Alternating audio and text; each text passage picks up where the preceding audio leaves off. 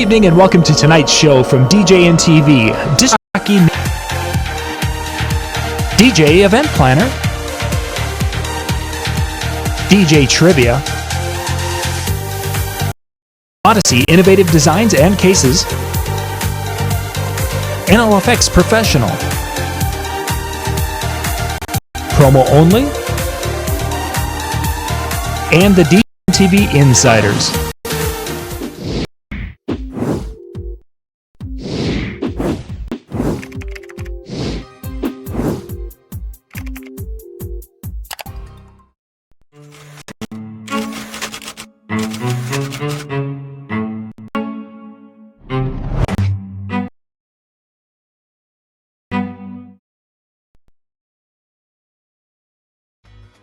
DJ Event Planner will change the way you manage and run your business. Streamline all of your procedures and software into one easy-to-manage system. DJ Event Planner, the ultimate online planning tool.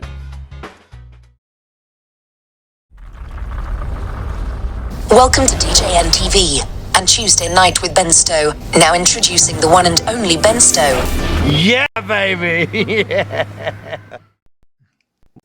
Hey, we are back for our not final show of the night, but second to the last show of the night, which is the slot for the one and only Ben Stowe, coming to you live from the NLFX headquarters, kind of. Yeah, part two. This is where we've been coming live from since July. I got a reboot camera. While he reboots the camera, I guess I'll just tell a story. So, now, of course, like most of us, we're home. So this is now not only my home, but it's also my workplace. So you're saying us doing this show on Tuesdays was a good thing because then you were able to set up your studio and have it ready to go. Yeah, I think so.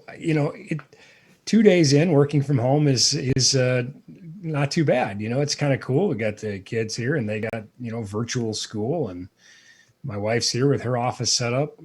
It certainly has its downsides.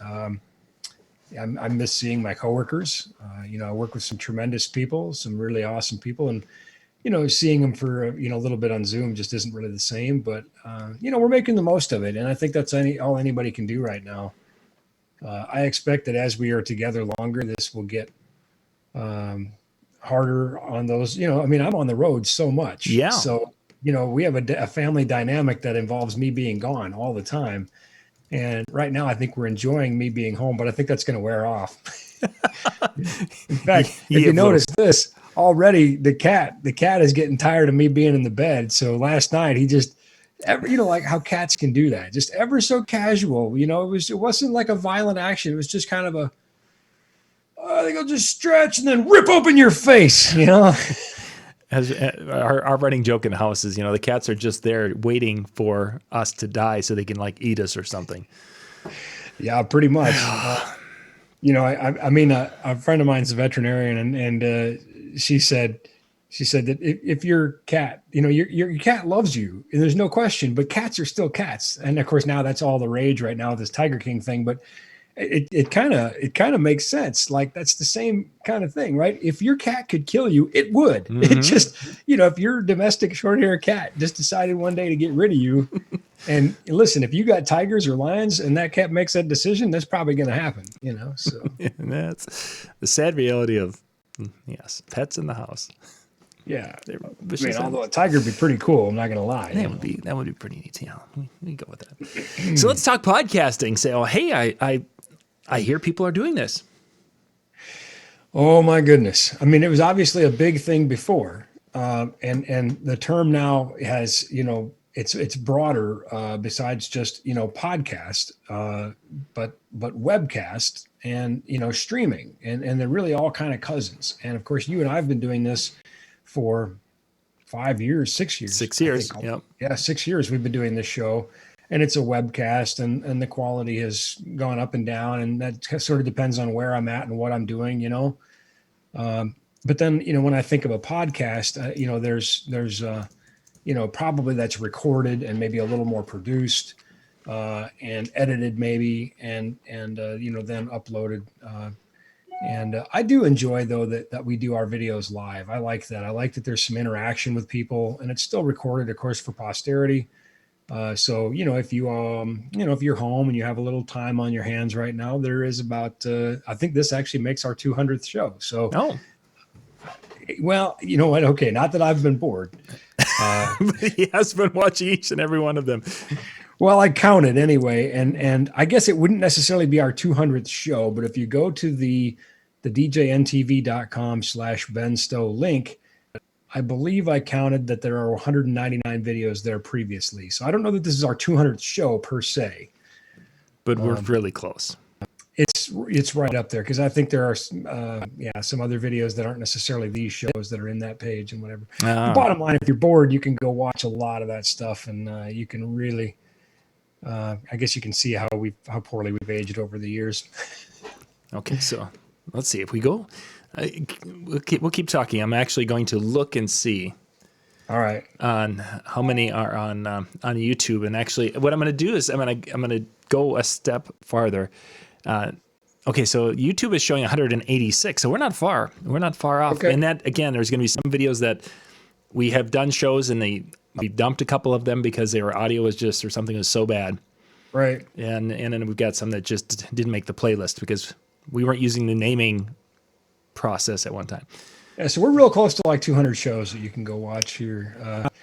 And in all of those, even though this is sort of a technology related show, again, we're relying on Zoom software and the other various things that are, Restream and whatever that you're using on your end.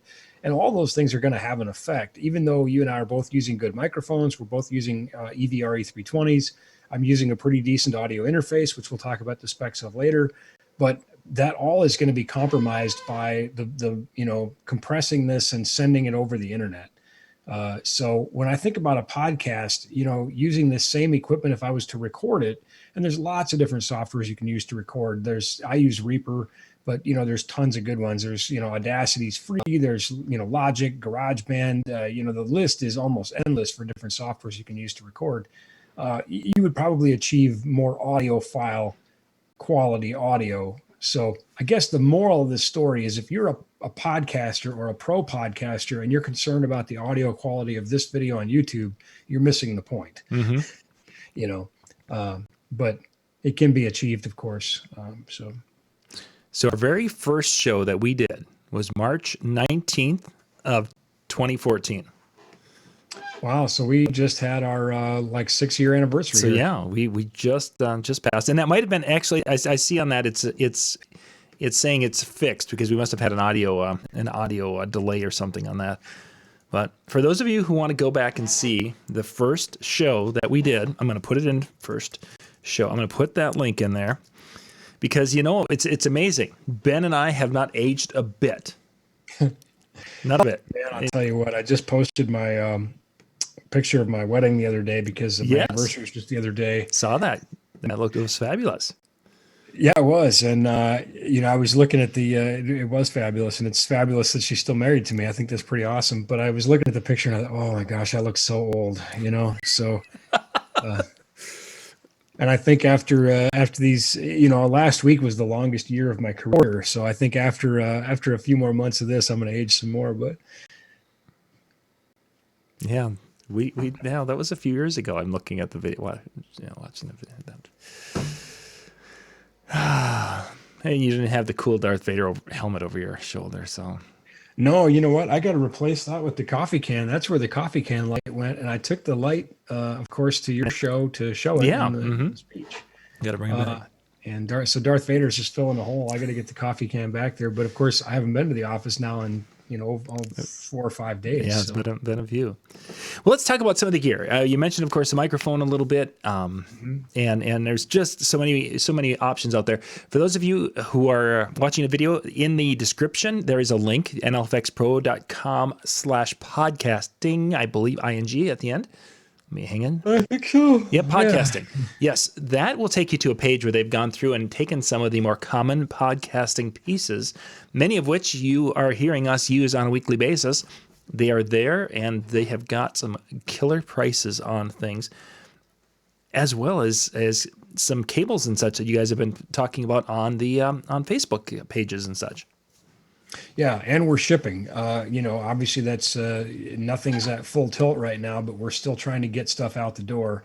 Obviously, we're giving highest priority to military, healthcare, broadcast, and telecom critical infrastructures, but we still have the resources to continue to ship and get things to you. So where we can do that safely, obviously we're concerned about keeping everybody on our team safe as well. So. Yeah, for sure.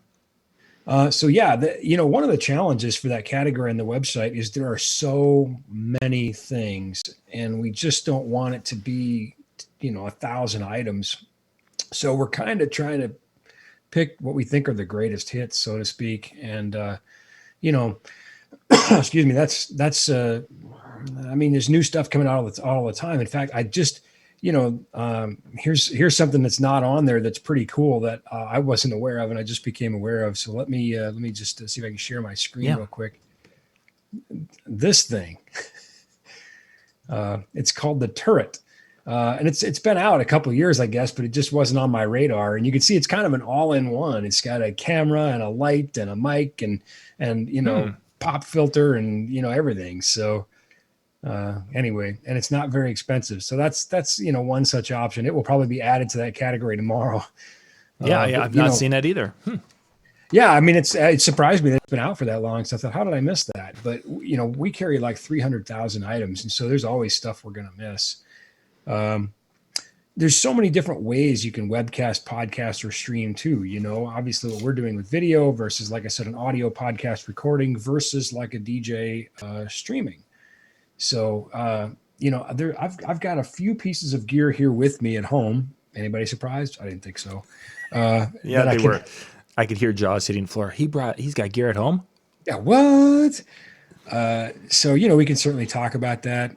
Here's some kind of fun examples. The MVI series from Shure. You can see this has a lightning connector and it just plugs right into your phone. Mm-hmm. There's an app and you can download how wide the coverage is and sort of change it from, do I want it to be kind of more of a wide coverage or more of a shotgunny kind of mic, or what am I doing with it? It's got some pretty cool little features in it, pretty inexpensive. Up to, what I use, what we're talking on right now. Let me do another screen share real quick. Excuse me. What I'm on right now is the Studio 6.8. That's my preamp interface right now that's going to you. And then my microphone is an EV RE320. But here you can see these Studio Series interfaces, and they're all basically the same preamps. You can see just that, they have more as you go up the line. So, for somebody, a 2.4 is probably adequate, or maybe the 2.6. This has 4 mic preamps, 2 in the front, 2 in the back. And, and so on and so forth up the food chain. Just depends on what you want to do. How many people are going to be in your podcast? What are you trying to accomplish with it? Right. But the advantage of using an interface like that, and here's another one here. This one is a step down from the Studio Series, but I mean, it's less than $100. So, It's got 2 preamps on it. And then you can see it's got some MIDI features and stuff too, but USB out. And by the way, my 6.8 C interface here is also controlling my studio monitors and my subs. So it's literally the hub for all things audio for my computer. But the advantage of an interface like this is it has mic pre's, and so I can use a mic that I want, like my RE320, which I don't know if I can get in the shot here. I'll just see. Maybe have to tilt the webcam. Like that one? Yeah. I was going to say, we've got a few of them around because they are a good mic. Well, yeah, so here's another one, just a spare hanging around, just in case. But, this is probably, this, and more importantly, its cousin, the RE20, are probably the number one broadcast mics in the world. Right. So that's why you see so many of them. And so, my point is that using an interface that's a couple $100, I have, I'm able to use a pro broadcast quality mic. And to me, that's important because I'm a nerd. But there are other ways to go about that, which I'll talk about. But I want to show you this too. If you're just getting started and you want literally like a system in a box, Mm-hmm. there it is. And as you can see, we have these in stock. This Well, you includes did a until mic. you took it home.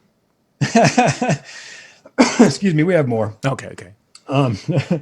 So this includes a mic and includes headphones and it includes the interface and even includes a mic cable.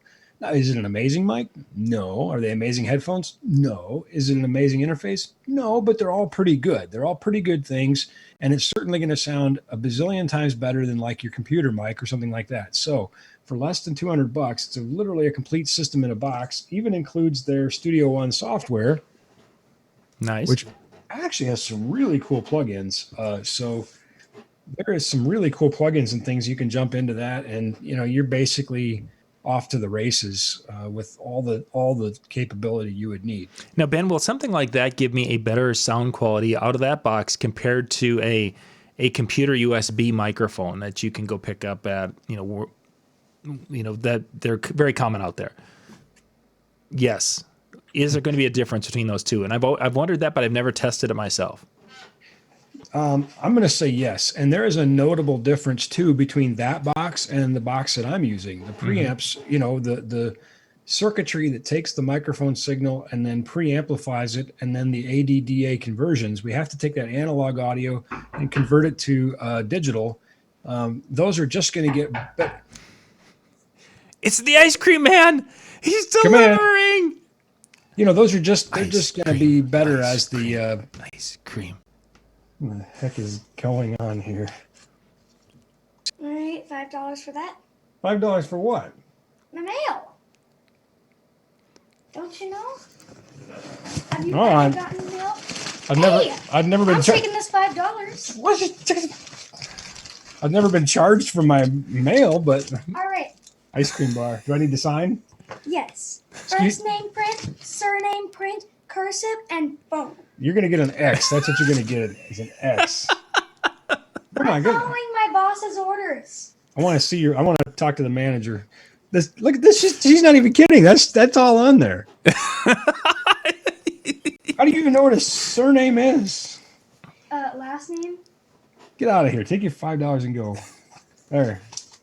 Thank you for the ice cream. Have a good day. I need your first name, last name, cursive, and phone. Excuse me. Making a mockery of the delivery system. UPS people will be offended. We all I'm the. sorry, Karen.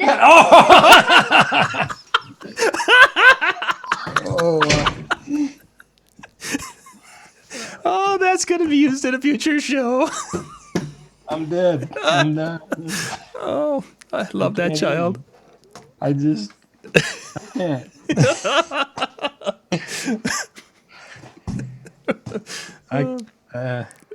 I'd like to speak to the manager of the coronavirus because this thing needs to get over quick because obviously we have been in the house too long together. Boy, I love the that ratings kid. for next week's show should be going through the roof, waiting to see what.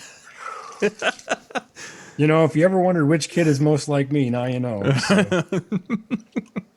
So. Record ice cream bar. Yeah, I mean, Cost me $5.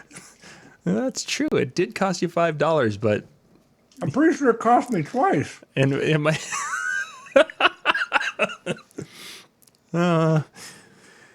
So I think we were discussing DAs and ADDA conversion and preamps, and yeah, the better preamp and look, the RE320 mic alone is 3 times the cost of a basic USB mic. Mm-hmm. So yeah, it's going to be better. Will it matter? It depends, right? It matters to me, and partly just because I'm you can say what you want. Hi, Chris, I'm Karen. But There is, you are a little on it. I feel like I'm at a place in my career where I just want to use quality gear. Even if nobody watching the show would notice. For me, I just want to use a better mic and a better preamp. But that said, check this thing out. This is another great option, and we sell a ton of these things because they're inexpensive and they don't sound bad. This is a side address microphone, so you're talking to the side, not the top. Okay. As you can see, it's got a USB connection on it. and it includes a little headphone jack on it and everything, a couple volume controls, and you basically you plug this thing in and you're recording. You now have that USB mic, and there are different variants of this. They have a dynamic. There are other brands, and we've noticed a substantial difference between brands. And I'm not going to call anybody out, but there's one brand that we've got a few on clearance because they just sound not good. Sure. Yeah. So, and we tell people that they're like, "Why are they on clearance?" Because they don't sound good. They're not as good. Yeah. You know, some people are like, "Yeah, but they're cheap." Great. Mm-hmm. Both happy. You bought it, and whatever. Yeah. Yep. You're inexpensive, but that's okay. Mm-hmm. So microphones. We've talked about a variety of different microphones. It does a 58. You know, Howie just did a show and he was using the 58. Are handheld microphones going to be noticeably different? I mean, Howie sounded pretty good. No, I don't think so, because, you know, a good quality microphone is going to work well. A 58 is designed to be held in your hand, though. Whereas these broadcast mics, you know, we saw that this one's on a boom arm, and the end of the boom is 3 feet away. So obviously I got a really nice K&M boom, and it holds it really steady and smooth. Mm-hmm. Got the 309, mount, probably same as you. Would you necessarily notice a difference? Hard to say. I still think a discerning user would notice a difference between a 58 and this. This has kind of more of a constant cue. 58's a little bit more prone to proximity effect, that sort of thing. But it's still a quality mic, So would you notice? It's hard to say. Now, the non-USB version of that AT2020, I think.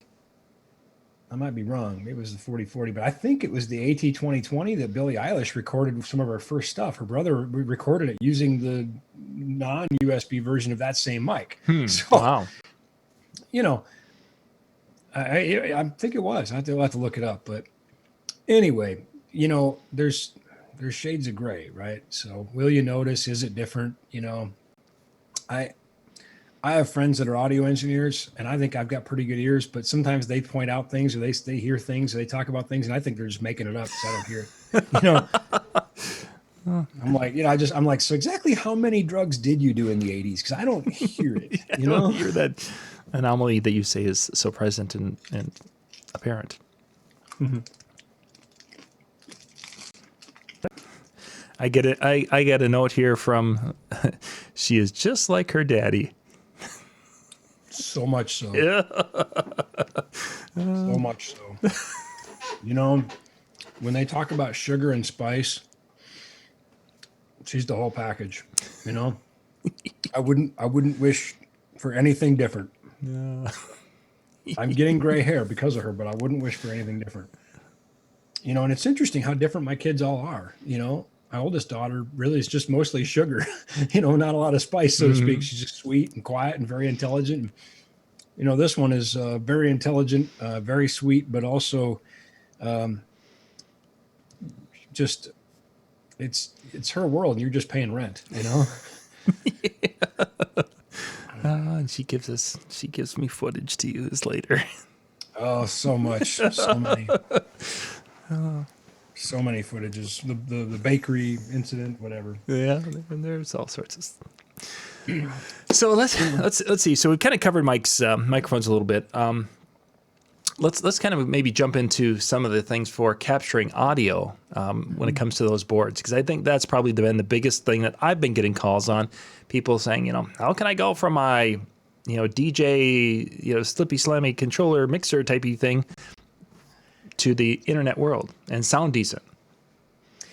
Boy, and that is a slippery slope. There are solutions out there. Overwhelmingly, we find people are using what I would consider to be the wrong one. Mm-hmm. And it's interesting, the daily conversations I have, because I usually have people saying, I'm looking for this because my friend uses it. And in the other window, I've got somebody saying, I use this and it sounds terrible. And I'm like, yeah, because it's the wrong thing. Well, I got one person saying, well, but my friend has it. So I'm trying to sort of mediate We sell a bunch of them. And the item that I'm talking about is called the iRig, but that's like saying Ford car. IK Multimedia, which is their manufacturer, makes a whole bunch of them. Yeah. They have a stereo device called the iRig Stream, which I would say is a good choice. And then they have the iRig 2, which I don't think is a great choice. It works, but ultimately it was designed to plug your guitar into your phone. It wasn't designed for DJ mixes. So Okay. that's the one where I have a lot of people saying, "Oh, I just can't get it to sound good," because it is a little bit harder to make it work in that way. But the other issue we run into is software related. Where people are having trouble with the streaming software, and that's where the audio issues come in. So I deliberately didn't bring any of those things to kind of get into. We can pull them up on the web and look at them. But Well, let's go back to the piece you do have there with your. Now those could be used to come out of your board and to run that signal, could they not? absolutely, and in fact, that's what I would recommend is something like this if you're going to do it, because it does have mic and line level inputs. And the reason is twofold. One, it's going to sound better. But two, you're going to be able to use it for more things later. Mm-hmm. It's got mic preamps and things on board. I'm definitely recommending to people to get the 2.4 instead of the audio box. Yes, it's a little bit more money, but again, it sounds better. So if it matters, I would say just get the better interface. Now, that doesn't work though when people are saying, well, I want to stream from my phone or from my iPad. Presonus does have the i2, which will work on an iPad, but it doesn't work on a phone. So what we did is we designed a cable, and this was not something I wanted to do, to be completely honest. Mm-hmm. Another DJ who appears on one of your shows, whose name rhymes with Joe Bunn, said, "You got to make this cable." Mm-hmm. And I said, I don't know. And if you've ever tried to tell Joe no, you just know that doesn't work. So we went through so many iterations and variations, trying different resistors and different capacitors. And every time we felt like we had the eureka moment, we would try a different device, either a different DJ controller or a different phone or a different tablet. And we found that in different versions of iPhones over the years, and or different dongles, and really with different versions of Android, there's a lot of variation. Mm. So we were like, oh my goodness, you get something, so we tested this thing and tested this thing and tested this thing and tested this thing until we finally, kind of came up with a winner. And so here is a prototype of our cable we made. And the reason we did this, again, was because we had DJs asking for it, plain and simple. It's 6 feet long. It's an end-to-end solution. You plug into like the booth outs or the RCA master outs on your DJ controller, and you plug the other end into your phone or iPad's 3.5 millimeter jack. Needs to have a TRRS jack. You'll notice that has 4 rings. Frustratingly enough, there are actually 2 standards for TRRS. So we went with the most common and the most recent.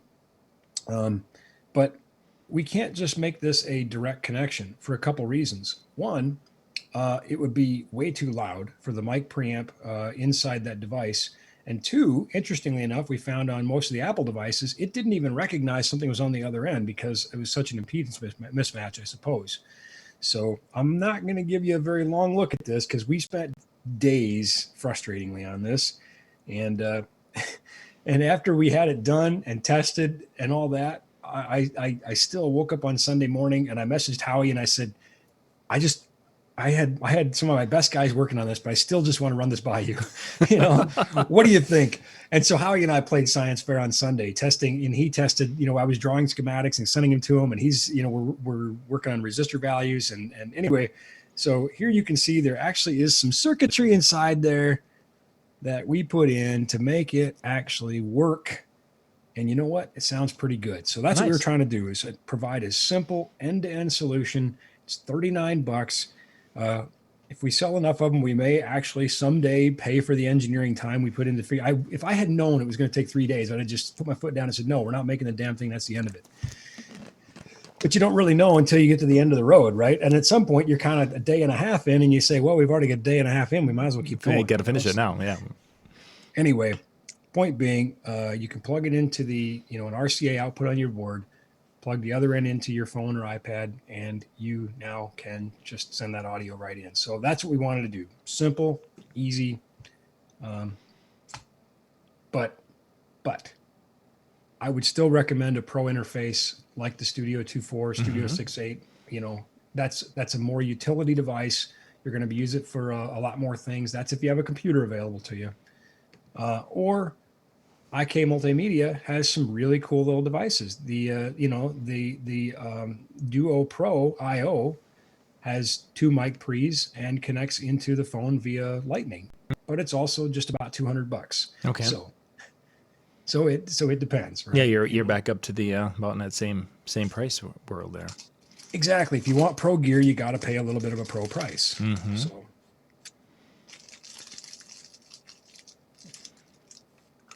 Excellent. This also doesn't need batteries.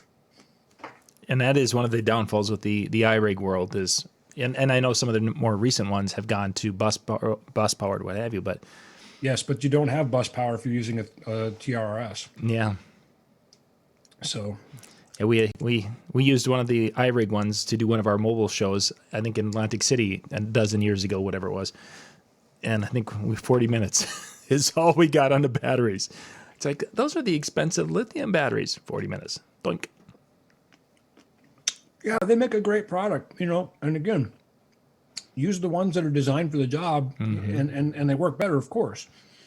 You know, here we are basically, and we did not make a direct box and put it inside the shell. We couldn't, I mean, just limitations. You can't put transformers and stuff in there, but that's basically what we're trying to do is how do you put a direct box inside an RCA shell? Right, yeah. Yeah, you don't have much space at all. No, and like I said, obviously we didn't accomplish that, but what we did accomplish was just a simple, low-cost, end-to-end solution. And I'll tell you why. You know, in all truth, I liked the request because I knew it was right. You know, I understood the intent for why the request was there, and right now, a lot of us are struggling with the fact that we can't go out and do the things we normally do. I honestly never thought I would miss unloading semis, you know, Yeah. pushing, you know, gear. But I tell you what, if I don't get to push some faders pretty soon, I'm probably going to lose my mind, you know, and I can't set up a concert in my house. That's just not going to Not so happen. much, no.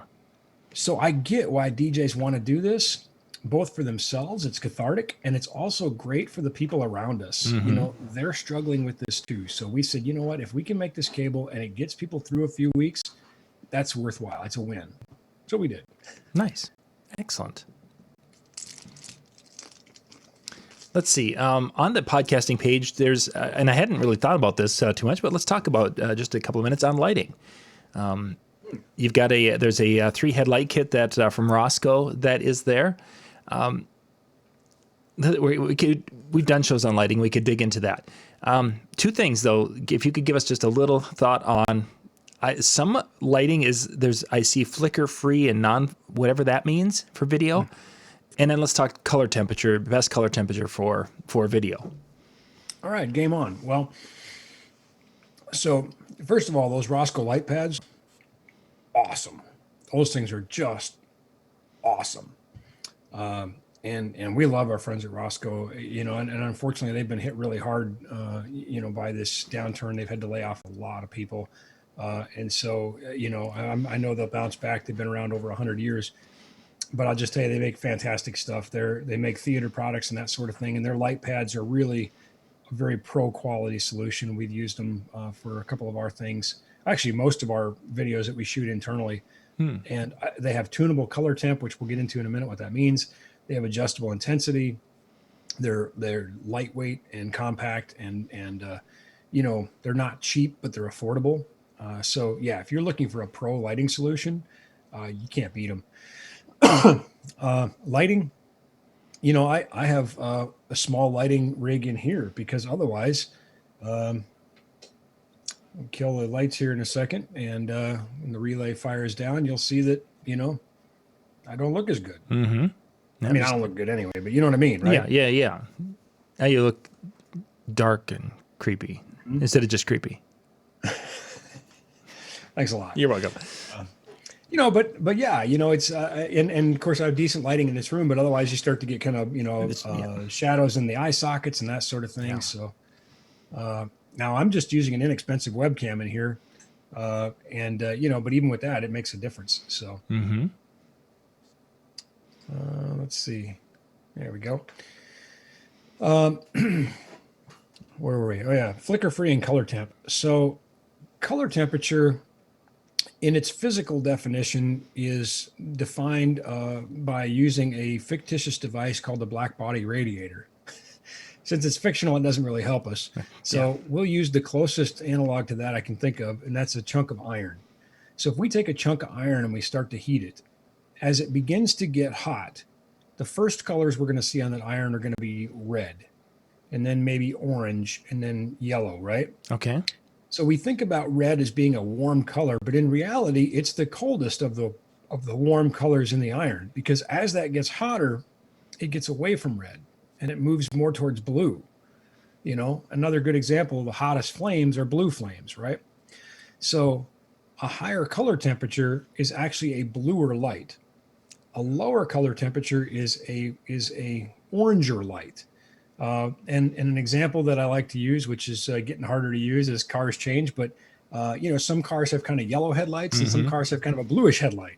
The yellower headlights are a lower color temp and the bluer ones are a higher color temp. And we measure these in kelvins. I was going to go into a little diatribe about Lord Kelvin, but I'll spare you. So anyway, I just can't help myself. I don't want to get my nerd on.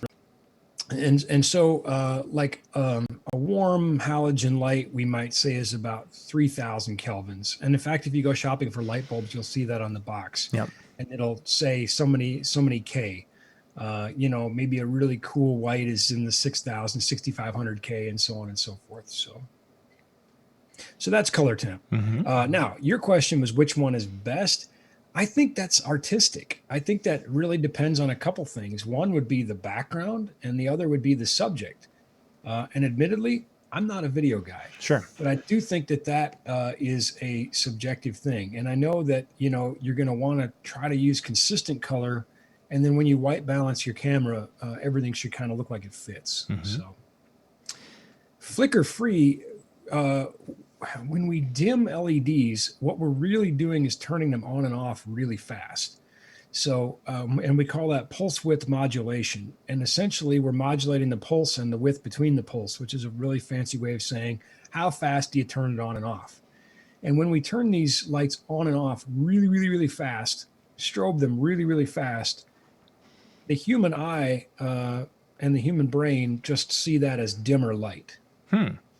We don't see that it's going on and off. We just see that it's dimmer. However, cameras are not really taking moving pictures.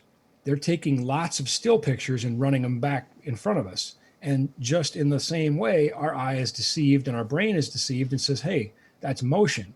No, it's not. It's just lots of still pictures. So what we have here is we have the frame rate of the video and how many pictures it's taking and the strobe rate of the light, and we can end up with a flicker that would appear. So what they've done is they've created algorithms that can, and some of these are even changeable. Some of the more pro lights, you can actually change the PWM, so that if you have cameras with, different, rates of taking pictures, right? Anyway, they've come up with algorithms that should not create the look of a flicker for that reason. I did not know that. I guess I just assumed it was instead of the strobing of the LED super fast that we don't see or don't notice. I learned something tonight. Yeah, and I mean, we're talking in the magnitude of thousands of times per second. So it's very fast. But again, it doesn't fool a camera, Yeah. And in fact, it's so funny because it's tragic. But my lighting DVD that we shot, 10, 11 years ago, after it was all shot, we realized that the lights behind me are strobing because of the PWM. So this was kind of, predating the ability to do much about that. And so there it is. It's a lesson within the video that's ironically never even talked about in the video. The rest of the video is still all right. You should still watch it. It's just I can't watch it because I just can't look at those lights strobe anymore. I just can't do it. Everyone will know now. So, well, that's all right because, like I said, it's another lesson that just doesn't get talked about in the video. All right, we are just about out of time. Did we hit all the bases? Yeah, I think so. Let's recap. If you want good audio, if you want great audio, good interface is where it starts. Good mic preamp, good ADDA conversion, and then a good mic. And one without the other doesn't do a ton of good. If you don't have a good mic, a good interface is still crippled by the bad mic. And if you have a great mic and a bad interface, well, same thing. It's kind of kneecapped in that way.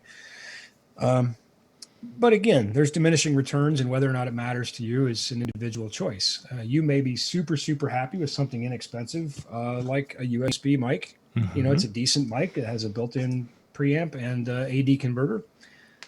But there are also streaming options if you just want to stream your mixes. One of the questions a lot of DJs have asked me is, what about my microphone? Hey, once you put it into your controller, whatever comes out of your controller is going in a stream. So, put everything into the controller and just take that master out and send it to the stream, and your mic's going to be in there.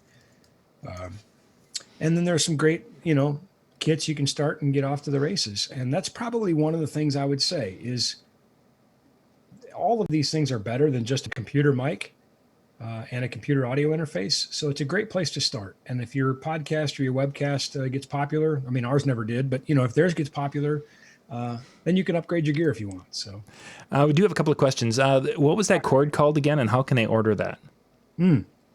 Well, I think it is cleverly enough, and the final ones look a little bit nicer too with this prototype, but I think it's cleverly enough called the RCA to TRRS cord or cable. That's incredible.